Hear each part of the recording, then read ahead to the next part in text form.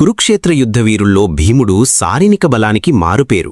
మరి అంతటి మహావీరుడికి శక్తి ఎక్కడి నుండి వచ్చేది? ఆయన రోజుకు ఎంత ఆహారం తీసుకునేవాడు? దీని వెనుక ఉన్న ఆసక్తికరమైన కథను ఇక్కడ అందిస్తున్నాను. భీముడు రోజుకు ఎంత ఆహారం తినేవాడో తెలుసా? పాండవులలో అత్యంత బలవంతుడు భీముడు. ఒకేసారి 1000 ఏనుగల బలం ఆయన సొంతమని చెబుతుంటారు. కాని ఆ బలానికి సరిపడా ఆహారం భీముడు ఎలా తినేవాడు? ఆయనకు వృకోదరుడు అనే పేరు ఎలా వచ్చింది? భీముడి భోజనం వెనుక ఉన్న ఆశ్చర్యకరమైన విషయాలు. వృకోదరుడు అంటే ఏమిటి? భీముడికి ఉన్న మరో పేరు వృకోదరుడు. అర్థం వృక అంటే తోడేలు అని, ఉదర అంటే కడుపు అని అర్థం.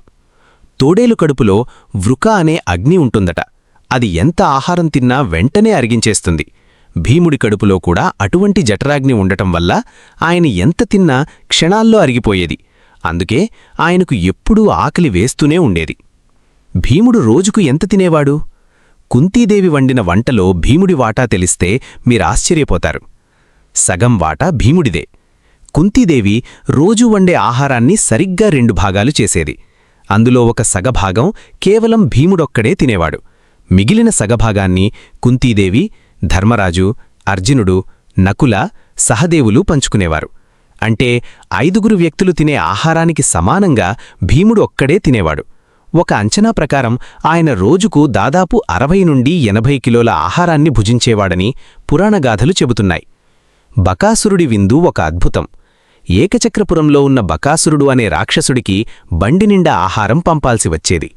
ఆ ఆహారం ఎంతంటే 2 దున్నపోతులులాగే బండినిండా అన్నం, కూరలు, పిండివంటలు ఉండేవి. భీముడు ఆ ఆహారాన్ని బకాసురుడికి ఇచ్చే బదులు రాక్షసుడు చూస్తుండగానే నిమిషాల వ్యవధిలో మొత్తం బండి అన్నాన్ని అరిగించేశాడు. ఇది చూసి బకాసురుడే షాకయ్యాడు. 1000 ఏనుగుల బలం ఎలా వచ్చింది? కేవలం అన్నం తింటేనే ఇంత బలం రాలేదు. దీని వెనుక ఒక రహస్యముంది. చిన్నప్పుడు దుర్యోధనుడు భీముడికి విషం పెట్టి నదిలో పడేసినప్పుడు భీముడు నాగలోకానికి చేరుకుంటాడు. అక్కడ నాగులు భీముడికి 8 రసపాత్రలను ఇస్తాయి. ఒక్కో పాత్ర తాగితే 1000 ఏనుగుల బలం వస్తుంది. అలా భీముడు 8 పాత్రల రసాన్ని తాగి అపారమయ్య శారీరక శక్తిని పొందాడు. ఆ శక్తిని నిలుపుకోవడానికి ఆయనకు భారీ ఆహారం అవసరమయ్యేది. వంటలలో మేటి. పాండవులు అరణ్యవాసం, అజ్ఞాతవాసం చేస్తున్నప్పుడు భీముడే వంట చేసేవాడు. విరాటరాజు కొలువులో వలలుడు అనే పేరుతో వంటవాడిగా చేరి అద్భుతమైన వంటకాలు చేసేవాడు.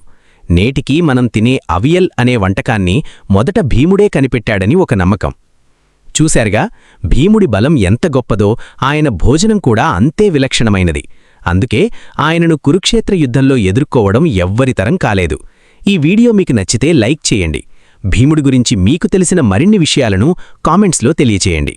ఇలాంటి మరిన్ని ఇంట్రెస్టింగ్ వీడియోల కోసం మన ఛానల్కు సబ్స్క్రైబ్ అవ్వండి.